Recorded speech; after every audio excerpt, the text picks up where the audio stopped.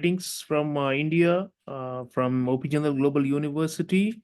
I'm Professor Sreeram Chaulia. I'm the Dean of the School of International Affairs here, and I'm delighted to be hosting this online discussion on international studies to solve international problems. I am joined by my esteemed colleagues, whom I will introduce to you in a moment. But I'm happy to see a large number of participants from many parts of the world and from different corners. That has always been the hallmark of our MA degree in International Relations, Security, and Strategy. It's a truly global degree program with enormous um, uh, number of students from multiple continents and countries of the world, dozens of countries, in fact, who have enrolled in this program over the years. And I'm happy to see the response today from different corners of the world. Let me ask you all to please type in the country you belong to in the chat box, so that I get a sense of where all you're from, so that we can also accordingly tweak the discussion to suit your interests. So please come in with your nationalities and where you are right now, and that will be a really good start. Now, um, international studies is at least 100 years old or longer, and there have been many major centers of excellence that have emerged in this field, especially in North America and to a lesser extent in Europe over these last 100 years, but also in parts of Asia. You have Singapore, you have Hong Kong, you have you have Japan, you have mainland China, and then there is India, where over the years we have established major centers of knowledge production on international studies. There are also others in East and Southern Africa, in West Africa, and in the continent of South America. So it's evenly spread out, and there are many centers of learning. But what distinguishes this program, the MA International Relations, Security, and Strategy, is that it's being offered by an Indian university for the first time on Coursera, and it has a truly global reach and faculty, and it actually covers many regions and issues that are pertinent to international studies, all under a single master's degree. So our alumni as well as the current students are from all over the world, and they continue to grow in numbers. So I want to thank you first of all for your interest in our online master's degree. So why international studies? Let me start with this big theme. Um, why can't we just do domestic studies or narrower topics? Why do you even need um, to take up international studies as a subfield or as a discipline? That's something that I'd like to open the discussion with, because you may be interested in world news, you may be fascinated by what's happening in different parts of the world, and you may you know be self-taught and not actually formally study it, right? There are many people like that who have a view or an opinion or a curiosity about major developments, especially problems around the world. But why do we need to take it up as a field of study, as a formal degree program? That's the main focus of this discussion. And why should we, and how can we benefit from studying this in a formal way, as opposed to just having an interest or liking international issues, right? So obviously the first point is that, to solve problems, and there's no dearth of problems. In fact, the cup of the woes is full to the brim right now. Globally, there are major wars going on. Mm, we have just come out of a devastating pandemic, and economic collapse, and financial crisis in many developing countries. And there is the climate crisis, and there are also problems relating to supply chains and trade and civil order and peace in different parts of the world. So if you add up all these things, then you have, enormous set of problems. So what is in my view, to start with, is that international studies helps us to diagnose the problem correctly, firstly, before we even go to the solutions. Because just reading the world news or watching TV or watching YouTube is not going to um, help you understand the nature of the problem, at least not in an objective and a full and comprehensive manner. So um, if to use a medical analogy, if we don't do the diagnosis right, what kind of cure or treatment are we even going to suggest? So the first thing is the diagnosis of the problem and a fuller understanding of the problem. And I think that's where international studies helps, because it's very systematically organized and it is taught in a certain way. In our MA IRSS program, we get you to really go to the essence of the matter, the crux, and to understand what is the problem. Why are there terrorist attacks? Why are there so many wars? Why is the UN failing to fulfill its core responsibilities? Why is the international community just standing by as people are being massacred all over the place? And will there be world war? Will there be major regional wars? And so on and so forth. These questions, they arise in your mind, obviously, and then but then there isn't any other option than to do systematic study of these and to come to the core of the matter, the crux of the matter. And that you can get through international studies, which is a proper academic discipline and a pursuit. And of course, based on understanding of the problem or the diagnosis, you can then think about potential solutions to these problems. We are not under any illusions that any solution that we can suggest as a university or as a think tank or as a knowledge producer, sorry, will in itself bring about a solution, but it can help. So let me bring in my colleagues one by one. Let me ask my colleague, uh, Ambassador Ravi Thapar, Professor Ravi Thapar, who's our executive dean, sorry, to share his views on why international studies. Thank you, Dean. It's a privilege to be on the panel before an audience which is all over the world. I think you very rightly recapitulated the whole scenario. I would like to flag a core symptom.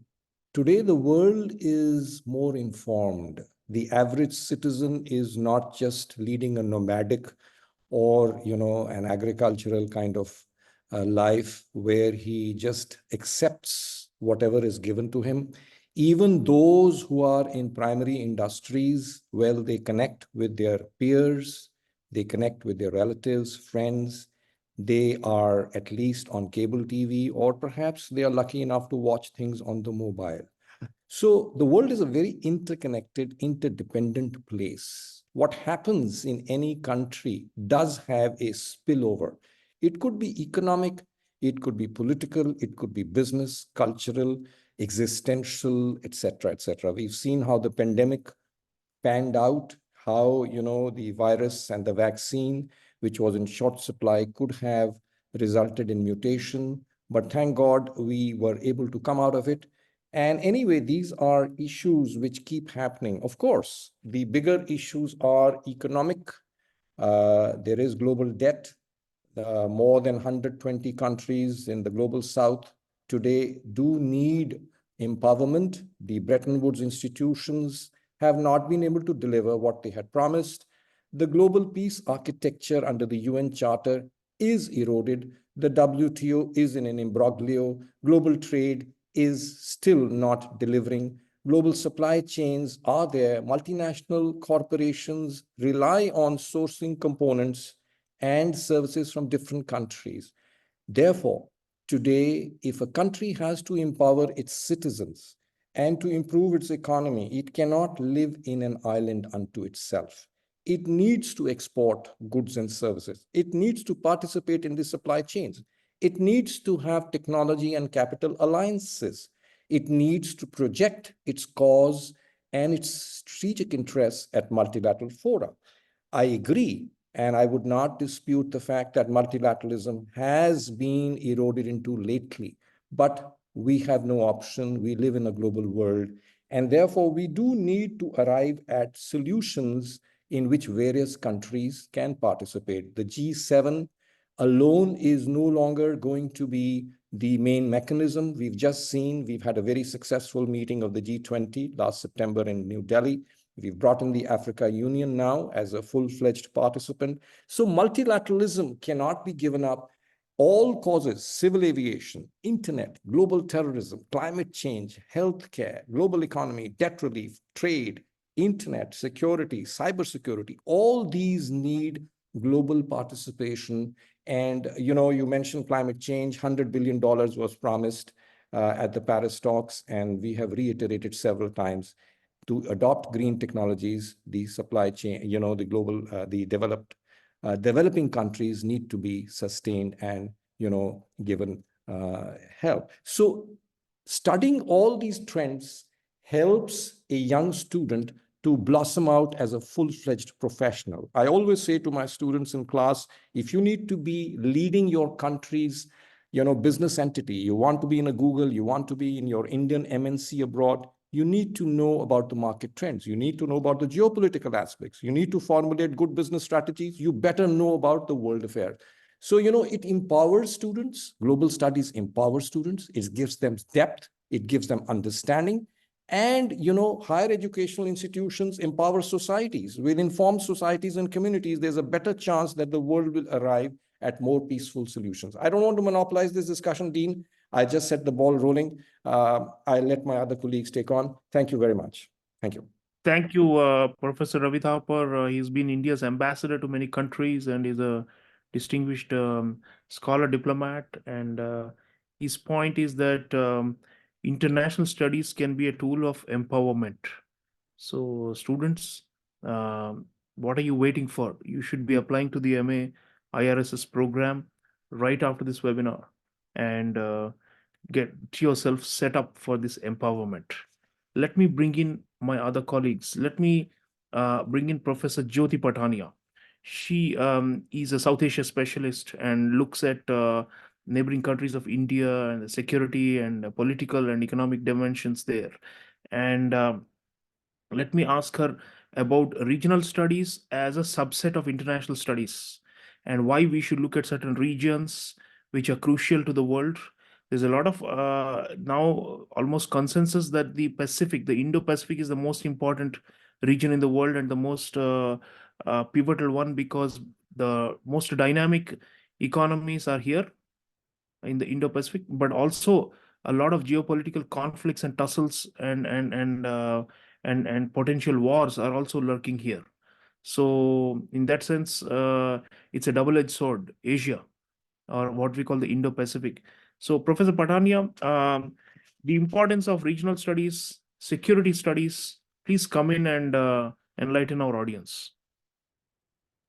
Thank you, Dean. Thank you so much for your question, and I welcome everybody for this wonderful course of MA in International Relations, Security and Strategy.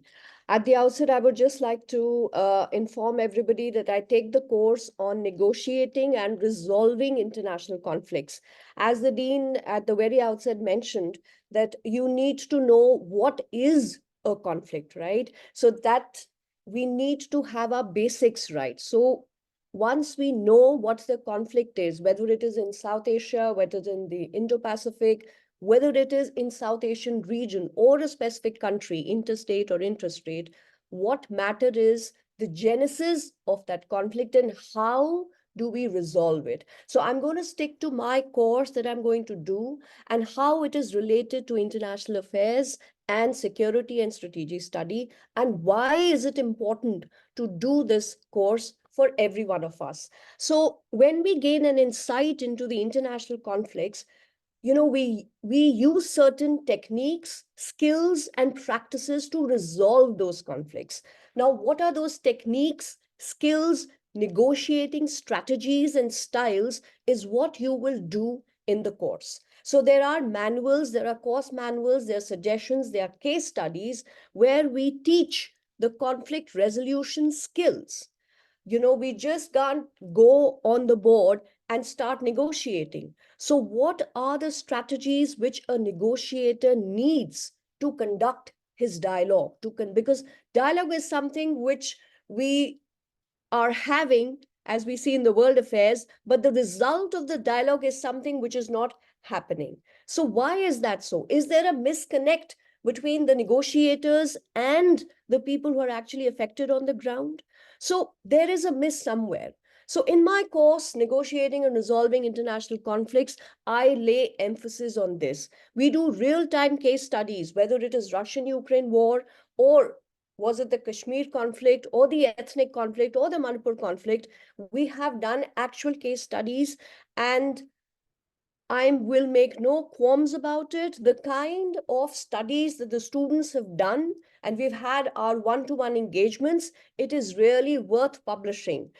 So I suggest to everybody that, if they put in their whole concentration and their penny on this MA course, they will certainly be very, very wise at the end of it, and perhaps actually get into places where real work is done, be it international organization, think tanks, media houses, or even the United Nations. Thank you.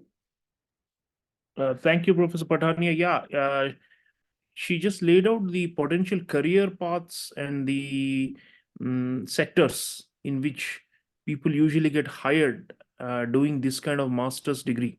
So, students, if you are aiming for those kinds of careers, or if you're already working but are looking to get a promotion in your institution, or to um, jump careers from one sector to another sector, this is the kind of enabling degree.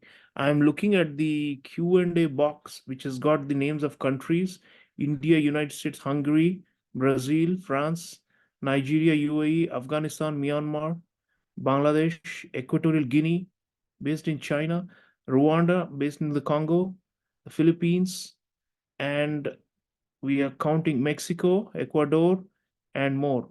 So please, audience, there are nearly 80 of you. Please keep typing where you're all from so that we get a better sense. Let me now bring in my colleague, Professor Sriradha Datta. She also does regional studies and has just published a new book on Bangladesh, an important country in South Asia. And now let me bring her in and ask her about what she thinks are the USPs of doing international studies, and why if, somebody should invest 2 years of her time in pursuing this kind of degree when you can anyway get a lot of information by browsing the internet or by reading a newspaper or watching TV. Why invest in a degree program, in your view, Professor Datta? Thanks, Dean. Hi to all of you here. Yes, I mean, I come from a background of international studies myself, and clearly all of you obviously have an interest in that particular subject. But in terms of degree, what it has, and I say it about myself and I say it about my students too, it helps you structure it. It's called a discipline for a reason. So the lens that you see it from, and we in the course, you will see that, we kind of raise a critical lens. I think that's something that's missing when you're watching the YouTubes or the various programs. And I mean, there's a huge corpus of work which is in the public domain now, which is very, very positive as kind of helps you understand this. But the course here is really a force multiplier to anything that you do.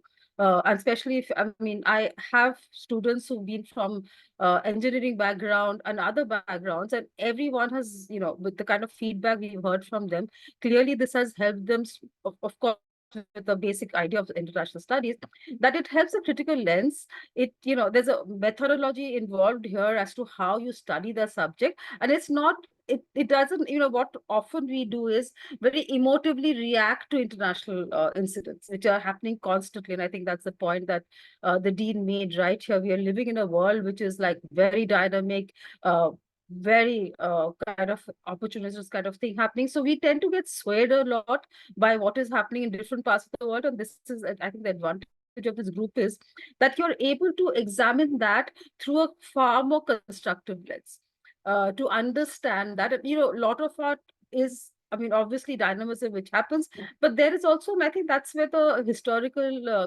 analysis comes in. The trend analysis that we do here, the incident case studies that we do here. And of course, I particularly teach a course which is about India rising in the world affairs.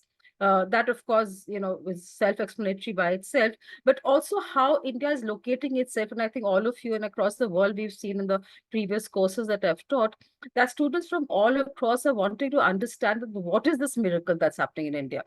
This is not to say there are no challenges. There are lots of challenges, and we constantly bring that to the table. So it's, of course, like there is a kind of a blind understanding that, oh, India is doing so well, and there's again a group of students that we've interacted with who's like constantly raising other critical issues, which is exactly how it should be. But I think that's where the course comes in. It kind of balances, gives you a lens of everything. It's not just a kind of a snapshot that you get of a one particular YouTube channel or one particular think tank lens. This is kind of a much more broad base, and it's a, you pick what you choose. And all of us, like, I studied international studies, but I then, kind of went into area studies because I found a greater appeal there. So each one of you will also understand that what draws you in really. And I think the fact that it's structured, there's a complete method in this whole thing. And again, I always emphasize on developing a critical lens for all of us. It doesn't matter what age we come from. And various backgrounds, in fact, help us understand the space so much more. Yeah. Thank you, Professor Datta. Yeah, so the method and also the theory, these are critical in the organized and systematic international studies, as opposed to just a scattered learning that you may do in a self-taught manner using online sources or news media. Let me now also bring in my colleague, Professor Sylvia Bottega. She teaches theories in the first semester of the MA IRSS, and she has also worked on international security issues um, and in international organizations. Professor Bottega, you have worked in international in the field, so to say, but you have also taught in the university here for many years. For learners, what do you think they should be looking out for when they approach international studies? What kind of mindset and what kind of approach should they bring to the table when they think about enrolling in our kind of master's degree? How should they learn and how should they apply that learning as a teacher? And what do you think are the core requirements or the um, characteristics or traits that make a good student of international studies? So thank you, Sreeram, and welcome to everyone. To reply to your question, first of all, obviously the amazing proposal that we are here offering, a wide range of courses that let you understand widely in a very diverse sense, what is going on in the world today, but also in the recent past. So it helps you, first of all, understand, analyze with a critical eye what has been the history of the 20th century and 21st century. So we, through the knowledge that we, transmit to you, you will understand the phenomena that are there today, but with a critical eye. So you can develop your own opinion without being, influenced by the many information that we get, indirectly or directly through the media. So the second element is the how interesting is the field of international relation, which connects theories, philosophy,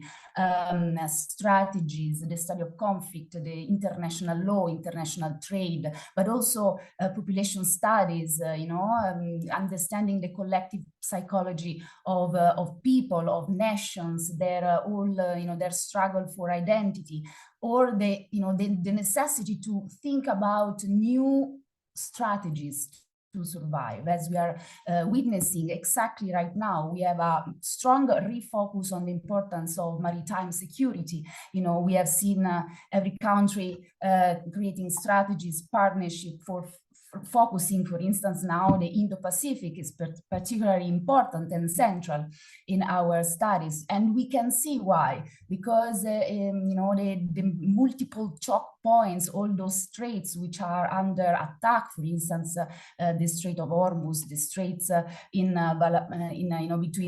the Horn of Africa and the Yemen. So you can understand how it is important to have, security in that sector. But, this is just a little part of what you can learn through this master, which is international relations, security conceived in a wider sense, not just the physical security or security of the states, but also human security. So security in the sense that the United Nations has defined through the Sustainable Development Goals. So free from hunger, free from fear and necessity, and living a life in the most dignified way. So with, equality, human rights, the respect of, the ability for people to access any kind of services.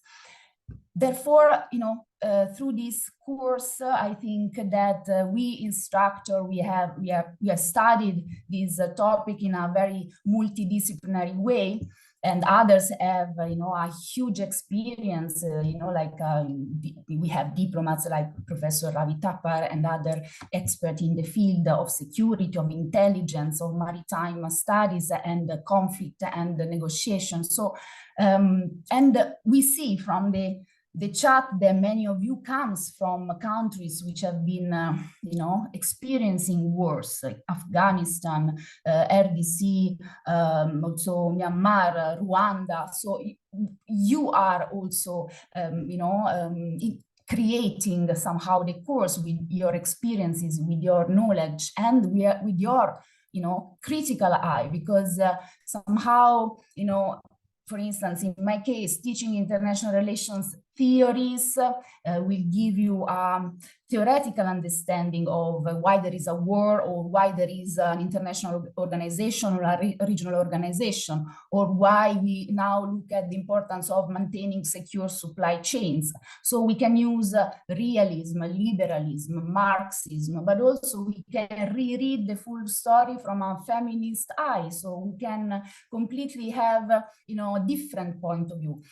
And from your experience, because maybe many of you have a completely different background, you can integrate this knowledge for your life, in your environment, and give also knowledge, include knowledge within this course. So it's a exchange at the end of the day. It's obviously a master. We have very structured courses with video courses, exercises, case studies, and written exams. So it will be very interesting and also flexible for your necessities. This is the most also useful way to participate in an online master like this, which is has been very successful until now. And I have the experience of my former students whom I met recently in Geneva. They are working at the United Nations, and they were enthusiastic, for instance, regarding this course, and with the word of mouth, they promoted it.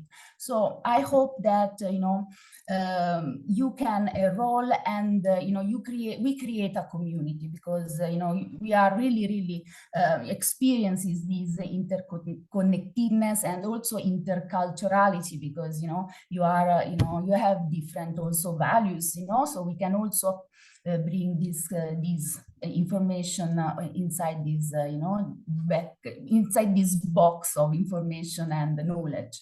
So yes, this is my take, and I can stop here.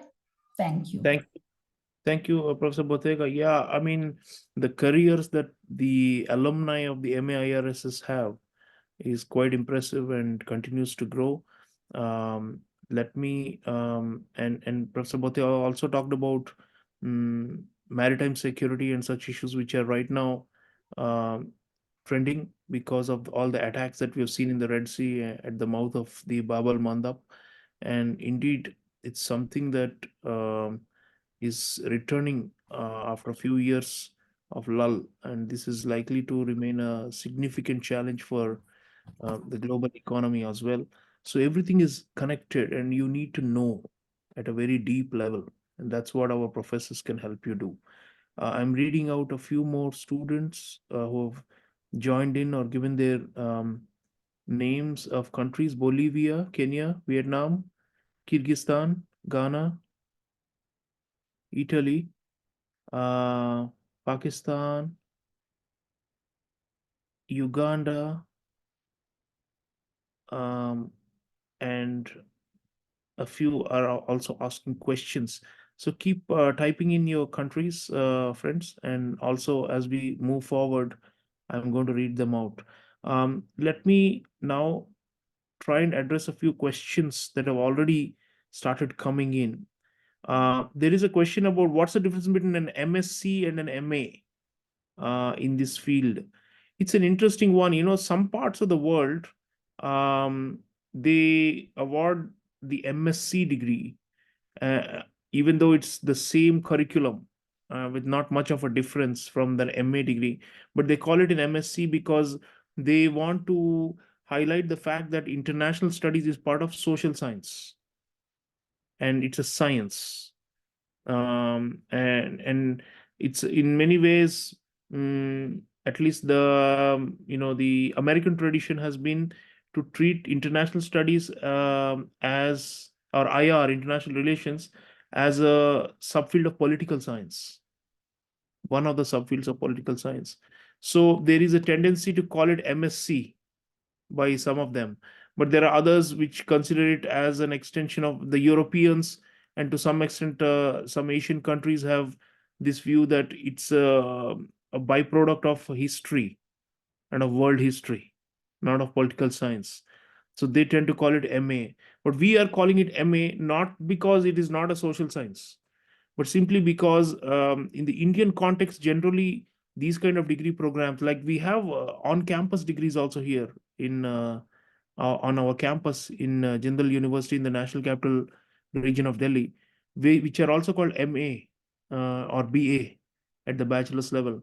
So we're just going by that nomenclature. Now, there is a question: what advantage does an offline program have over 100% online program? So look, the biggest advantage is you can be in any part of the world and do this. You don't have to physically relocate to Sonipat in the National Capital Region of Delhi in India to do this program. The offline program requires physical presence on campus for 4 semesters. So if you're not able to commit that, this is far more convenient, right? And then the other advantage is the classroom is more global in the online as opposed to offline. Offline degree programs, majority are Indian students in our campus, especially bachelor's level, it's almost 100% Indian students. Masters, you may get occasionally some international ones. So, but the online program, typically 80% or more are non-Indian students. The vast majority are drawn from like 30, 40, 50 countries. Any cohort like this one that is just about to start on the 1st of March, we have just 2 days before the start of the new cohort that's coming in. So you better hurry up if you haven't already applied. So you will be part of a group of 80 or 90 or more students from more than 50 countries. So that's the big advantage. And you have a peer learning system of your own. I will bring in our Assistant Dean and our program coordinators at the end of this session to talk a bit about the course and its administrative matters. But it is a very, very global classroom, the online. So that's the other big advantage. And of course, the fee structure, it's actually the online is less expensive than our offline program. So there are many such things. You don't have to pay a separate fee um, for the dorms or the hostels, as we call them here, for living on campus. So there are all these advantages of online. Of course, offline has its own advantages too. For example, we don't offer um, an international language as a mandatory part of the online program, the MAIRSS on Coursera. But the offline program, our students learn Mandarin, Chinese, Arabic, um, Spanish, or French up to intermediate, if not advanced level. So there are certain, downsides to pros and cons to both of them. But I just laid them out for the interest because there was a specific question. You can also compare the curricula. Go to our website, the Jindal School of International Affairs, and look at our on-campus degree programs. And you can compare the course curriculum. The MAIRSS is more focused on security issues. The MA diplomacy, law and business that we do here for the on-campus is more interdisciplinary and includes more international law and business components. Let me Can I ask add our one panelists. point? Yes, please. Yes, Yeah, Professor so Patani. also for the online course, it's actually apt for the working professionals. Because if you're doing full-time work, this is a course which can easily come handy to you and also enhance your intellectual capabilities with respect to international relations. And local is global and global is local today. So whatever you're doing in whichever aspect of your work, in whichever part of the world, this course is certainly going to broaden your horizons and enhance your business, because your understanding of your business, intercultural skills, about countries' relationship, foreign policies. So this is a complete, comprehensive, and a holistic course which will not only enhance your career graph, but will also help you understand the other country in a better way without going or visiting that country physically. Thank you, Dean. Yeah, good point. Yeah, many of our online students, the MAIRSs tend to be already working. So it makes a difference. It's a different cohort compared to the on-campus. That's a good point. Now, we have a question about, is this program offered in the fall semester as well? Yes, that begins in September. Right now, we're looking at admission for the spring semester. So we do it twice. The online program, we have two admission cycles, fall and spring. Of course, the curriculum and the course structure is the same. It's just that the first set of courses come in March for the spring cohort, and the first set of courses coming in September for the fall cohort. So yeah, you can, and upon completion of the program, is it possible to continue for a PhD? Of course, Coursera is a globally recognized brand, and so is Jindal. And many of our students who've completed the masters have gotten into PhD programs, but majority of them are not looking to do advanced doctoral research. For most of them, the masters is the terminal degree. Let me What advice would you have for a final year undergraduate looking to enter into international development? Is a master's degree absolutely necessary for this? Can I bring in Ambassador Thapar, Professor Thapar, to respond to this? This student wants to get into development in the field of development. So, understanding of the global economy, the way the monetary and financial architecture flows take place, capital flows, outflows, poverty alleviation, developmental assistance, sourcing of multilateral development assistance from banks, Bretton Woods institutions. All this is related to international studies. I mentioned in my initial remarks how if you're soliciting foreign direct investment, the diplomats and the stakeholders who are concerned with the economic development of a country, it could be the apex chambers also, their representatives. So they all have to pan out. Now, to understand this whole ecosystem, you have to develop a very mature and a multi-pronged mindset. It could be, based on readings, of course, but as some of the professors have outlined, it's not like having in-depth understanding. Making a case out for your particular country's economy in order to make a pitch for development assistance, it could be at the bilateral level, country to country, it could be at the regional level, it could be at the World Bank, OECD based assistance, etc., etc. You do need to understand this. A little more, of course, you could also go into the UNDP, kind of workings, the assistance which they give, how, the funds need to be applied for sustainable development goals and basic, infrastructure. So I think this kind of perspective, the exposure to such processes and institutions is extremely important.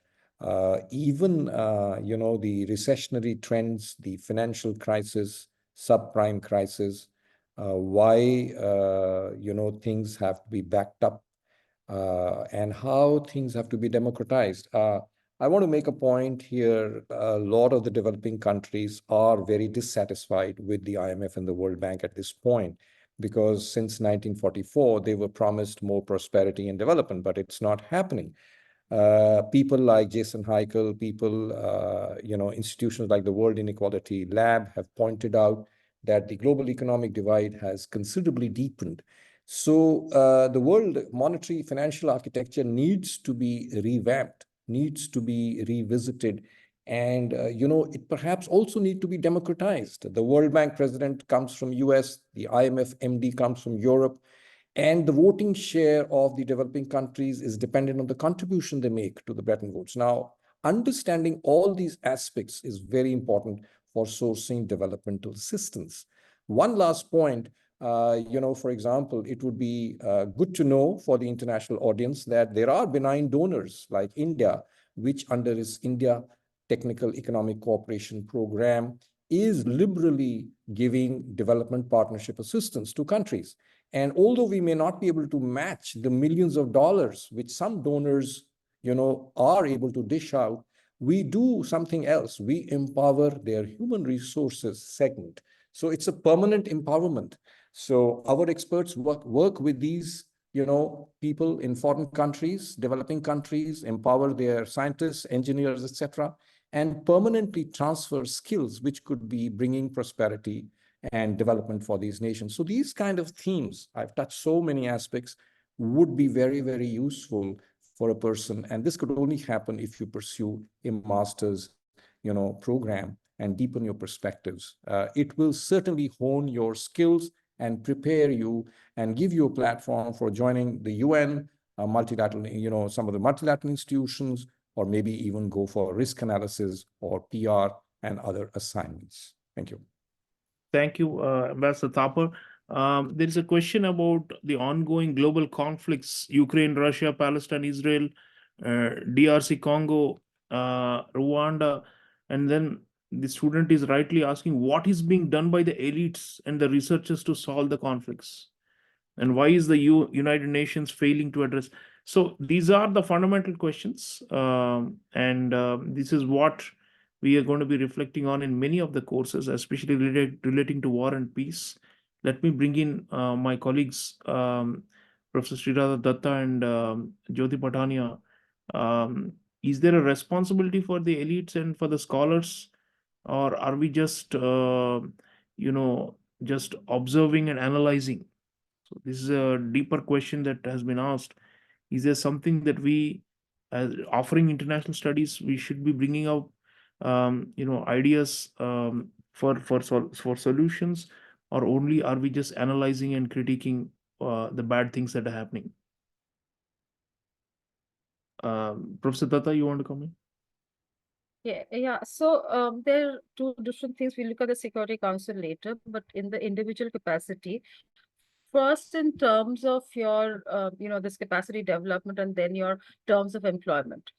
Whether you're part of the diplomatic service, whether you're part of some multilateral organization, whether you're part of a think tank, whether you're part of a university, whether you join politics, you would know that in India and elsewhere, a lot of parliamentarians have this kind of a background, apart from law. So this is something obviously hones your skills, hones your understanding of some of the, development that's happening. So it's, I do agree with what you're saying. It seems as if the world is kind of breaking apart and nobody seems to be able to, kind of get the pieces together. But there's a lot of work which is going on. There are very difficult circumstances, complex circumstances. Again, what we see in the public domain, there's a lot that goes behind. But I would tell you, each individual, whether the political leader in the state to state, government to government, or a lot of work is being done. Also, what we understand is that track 2, track 3 kind of people who are engaged in this work. So, and over my years of being engaged in academia, I've also worked very closely as being part of track 1.5, track 2, where these skills, these understandings on the table, in fact, a lot of, especially I can speak for myself about South Asia, the many of the track 2s that I've been part of, a lot of the joint communiques, the joint agreements that's come out of it, a lot of work that we did in the background were reflected in the agreement that we finally signed. They take years to happen. It doesn't happen overnight. I mean, two particular instances, one in Nepal, one in Bangladesh, I can definitely say this group was working, for 5 years on it. And finally, the agreement reflected the kind of what we brought to the table. So, of course, I do understand that some of you think that why is that nobody's reacting? But I think everybody in their own capacity, with this background, with this understanding of international studies, international politics, that obviously hones your other ideas that you have in mind. And all of us, and in our different capacities in the academia, in the research field, and as I said, in different ways, even when you're working as a technical support somewhere, your understanding of the region, of the problems, of the global issues come in very, very handy. And I know this, for instance, I'll give you an example of a student of mine who was studying from this IR background. He also had the advantage of studying Chinese language. And he is now working with the MNC, but he's actually looking, while Chinese language is important to him because he's based in Beijing, actually looking at what is the world legal aspect of it. So I'm just saying that you don't know where you begin and what are the other opportunities that come across. He doesn't have a legal background, but because of his international studies background that he had, and the fact that he understood and did Mandarin very well, he's now taken on a far larger global role based in Beijing. So I'm just saying that many things. And again, even at the war and at the conflict level, there are a lot of people working behind the scene who obviously have engaged with these issues. And I think this capacity that we have in terms of having a discipline as a study that we've done for a couple of years helps us, take our experience that much more, and maybe not resolve it, but help us take the problem to a certain standing. Yes. Yeah, thank you, Professor Datta. The track 1, track 2, track 3 diplomacy, all these they do involve scholars and intellectuals. We are running out of time. Let me bring in Professor Botega and Professor Patania. Can you get into the diplomatic service by doing this kind of program? There is a question, and there are also questions about is the Horn of Africa becoming a hotspot for superpowers? Well, it is. We will not have time to cover each and every regional crisis because we are short. There's also a question of how many hours of study per week minimum does this program require as I'm a working professional? That's a very practical question. I'd request Professors Patania and Botega to take any one or two of these questions and briefly respond. Professor Patania, please. Yes. Thank you, Dean, for the question.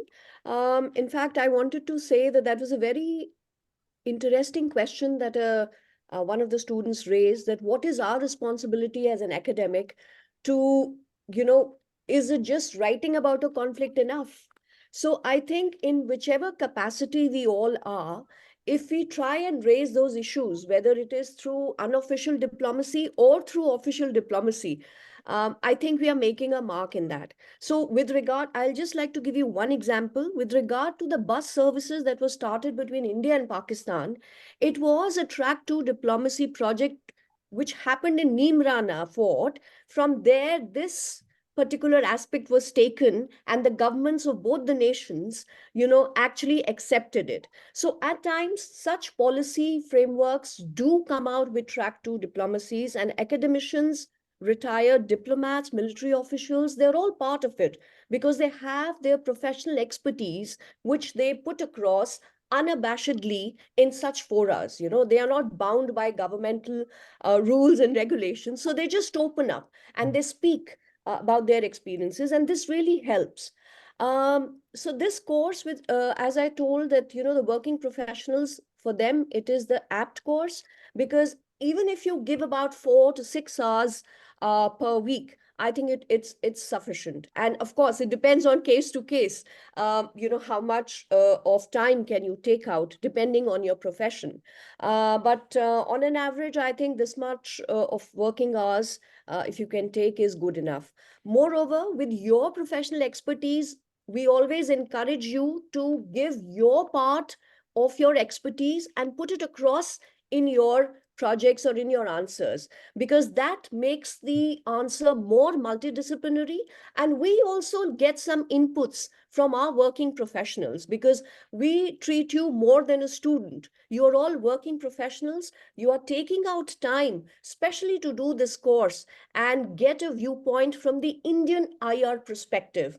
And the same goes for the course which I teach. I give Indian conflict resolution skills and practices to make it, more organic, so that what you want from us, you will get it. And India is a rising emerging power. We understand the concerns of wherever you are, and I think that's it. So 4 to 6 hours, and depending on case to case, you're good to go. Thank you. Great. Professor Badega, last word on, would you recommend someone to get working experience first before doing a master's? Well, Or do you think they should this complete the is bachelor's and directly go to a master's? What do you think? well, it depends. For instance, in my case, while studying for bachelor and master, I was working myself. So everything can be, depends how active you are, and how into the studies you are. If you can definitely go from bachelor to master.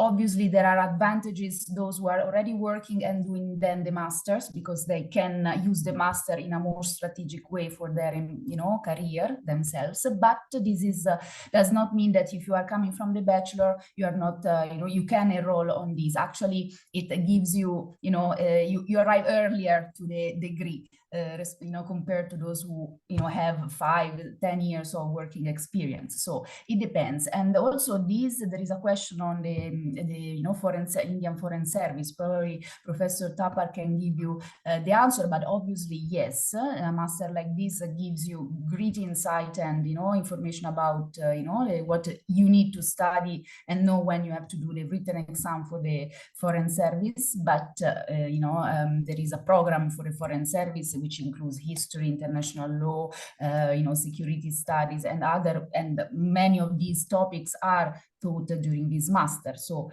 obviously it's anyway it's a bunch of knowledge that it will be helpful in any case in your life, just for the sake of knowledge, first of all. Second, for more practical reason, if you are already an officer in the security department, or you are already you have already an international relations degree, but you want to upgrade it in more security strategic point of view, it can also, if you are into research, you can integrate this knowledge for yourself. So it depends what kind of purposes in life you have, and obviously studying and learning is always amazing, and the fact that there is a lot of flexibilities, you can combine here knowledge, studies, and work and family. This is also an advantage of this master. I think that I had many students which were adult with families, and they were working, so for them was important to have this kind of flexibility. So yeah, this is the perfect master for those people, but also for those who have just got their degree.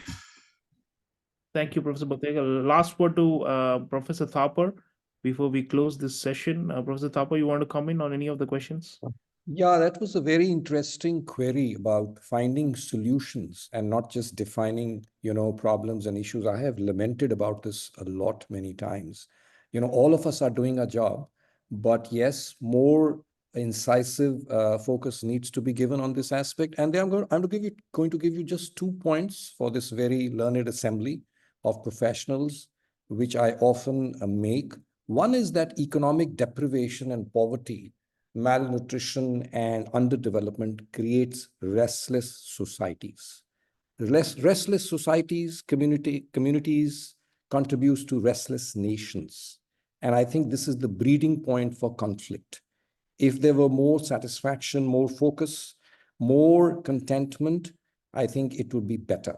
So that's point number 1. We do need to address the global south. And now this is finding focus at all important multilateral meetings, G7, G20, UN, G8 debates. The second point I do want to make in support of this, and people can research on this, is the absolute inextricable link intertwining between the global north and the global south. The economics of the world today is completely interdependent. The multinationals of the global south, developed countries, depend integrally on selling their goods and services in the populous markets of the global south.